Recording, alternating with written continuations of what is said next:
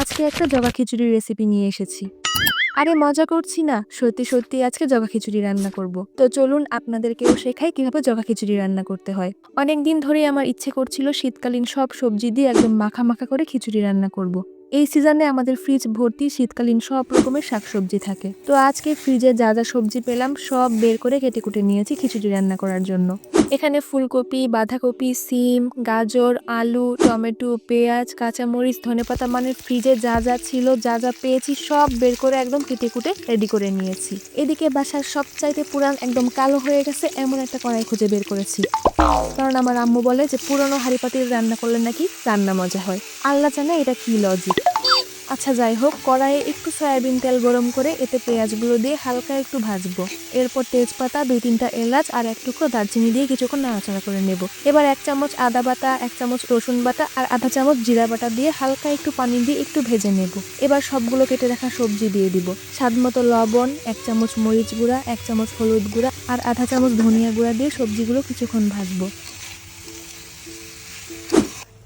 সবজিগুলো একটু নরম হয়ে গেলে এখন চাল আর ডাল দিয়ে দিব। টমেটো আর কাঁচামরিচও দিয়ে দিব।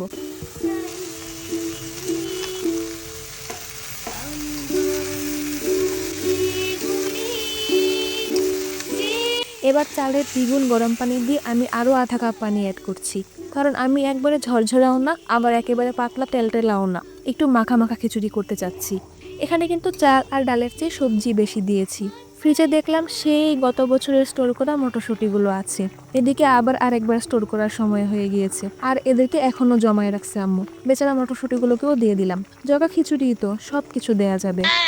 আচ্ছা, এবার চুলার আঁচটা মিডিয়াম টু লোতে রেখে 10-15 মিনিট ঢাকনা দিয়ে ঢেকে রাখবো। 10-15 মিনিট পর ঢাকনা খুলে দেখি, ওয়াও, আমার খিচুড়ি তো হয়ে গিয়েছে।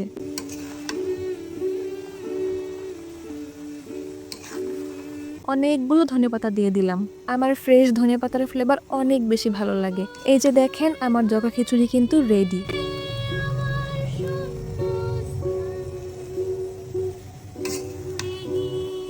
জগা খিচুড়ি মানে হলো যেখানে দুনিয়ার সব কিছু একসাথে মিলেমিশে এক হয়ে যায়। তো এখানে সবজি, চাল, ডাল সব মিলে এক হয়ে তৈরি হয়ে গিয়েছে আমার জগা খিচুড়ি।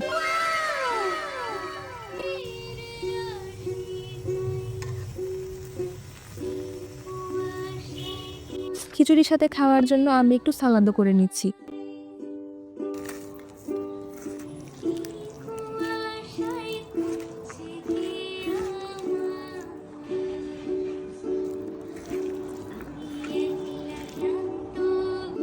এই খিচুড়ি এমনিতেও খেতে অনেক মজা লাগবে, বাট আমার তো সব আয়েশ করে নিয়ে বসতে হবে। তাই সালাদ করেছি, আম্মুর আগের দিনে রান্না করা মুরগির মাংস নিয়েছি, লেবু, আচার সব নিয়ে একদম প্লেট সাজিয়ে খেতে বসেছি।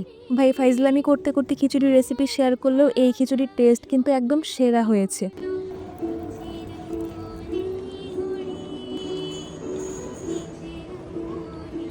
শীতকালের ফ্রেশ সবজিগুলো থাকতে থাকতে একবার এই জগা খিচুড়িটা রান্না করে খেয়ে দেখুন। ট্রাস্ট মি গাইস, অনেক ভালো লাগবে।